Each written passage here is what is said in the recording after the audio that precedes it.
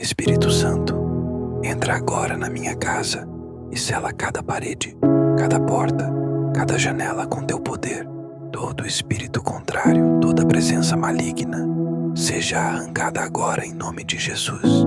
Anjos do Senhor, tomem seus postos em cada canto desta casa.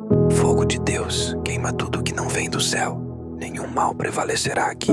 Toda inveja, toda palavra maldita, toda força das trevas, se curve diante da autoridade de Cristo.